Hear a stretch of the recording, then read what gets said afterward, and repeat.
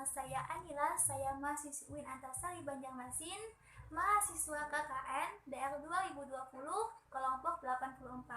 Nah, pada kesempatan kali ini saya akan menyampaikan tentang 11 kaidah emas dalam menghafal Al-Quran menurut buku Syekh Abdul Rahman bin Abdul Khalik. Nah, jadi untuk kalian yang sedang menghafal atau memulai dalam menghafal Al-Quran, silakan disimak ya video kali ini, semoga bermanfaat.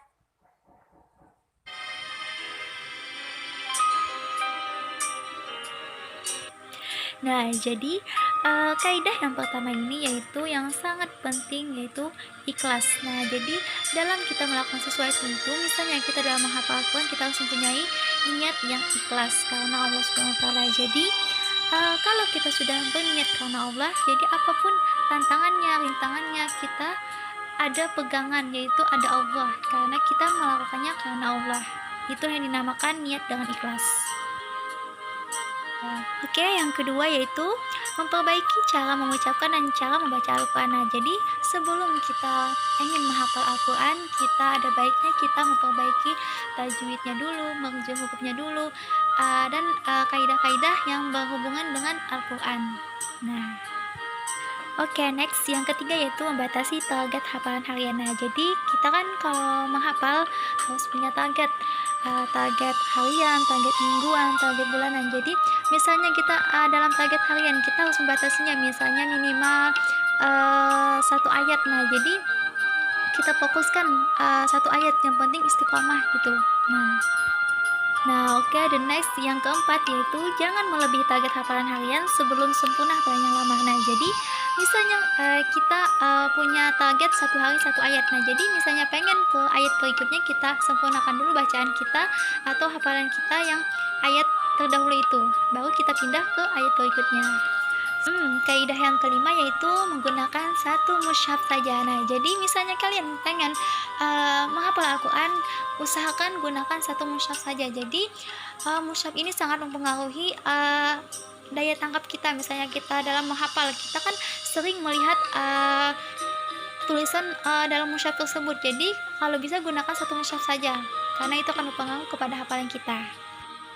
Nah, kaidah yang keenam yaitu memahami ayat yang dihafalkan. Jadi sambil-sambil kita menghafal, sambil juga kita memahami ayat yang kita hafalkan tersebut, agar misalnya kita paham dengan ayat itu, kita akan mudah untuk mengingatnya.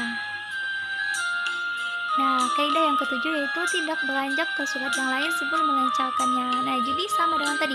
Jadi sebelum kita pengen ke ayat berikutnya, kita lancari dulu ayat-ayat yang sebelumnya itu, agar lebih kuat hafalannya, lebih kuat ingatannya.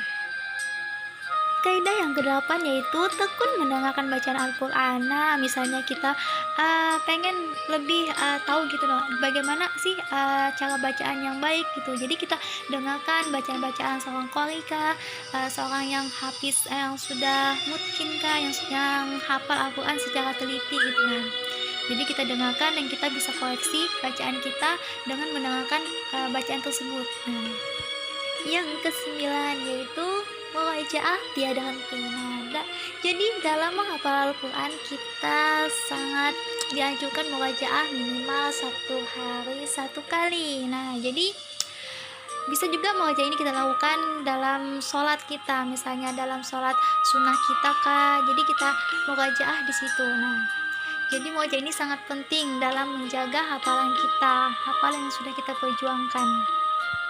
Oke, yang ke-10 yaitu mencermati ayat-ayat mutasyabihah. Nah, jadi ayat mutasyabihah ini adalah ayat yang mirip atau serupa.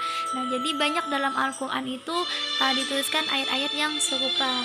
Jadi kita harus mencermati ayat-ayat tersebut agar kita bisa tidak tertukar gitu.